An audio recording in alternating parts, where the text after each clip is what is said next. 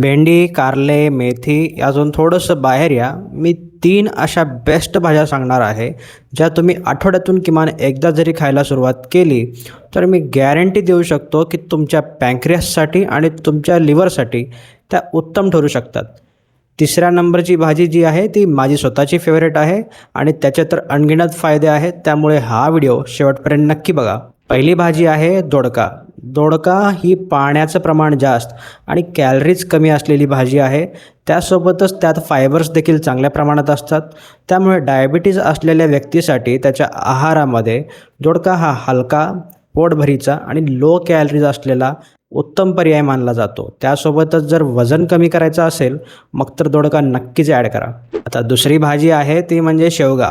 आता शेवग्याच्या शेंगा असो किंवा शेवग्याची पाने, दोन्हीमध्ये व्हायटॅमिन्स, मिनरल्स आणि फायबर्स भरपूर प्रमाणात असतात. त्यामुळे आता शुगरच्या पेशंटला फक्त शुगर नियंत्रणात करणं इतकंच महत्त्वाचं नसतं, तर एक न्यूट्रिशियस डाएट ऑप्शन असणं फार महत्त्वाचं आहे. त्यामुळे शेवगा हा उत्तम न्यूट्रिशियस व्हेजिटेबल ऑप्शन म्हणून ठरतो. आता तिसरी आणि माझी फेवरेट असलेली भाजी ती म्हणजे गवार.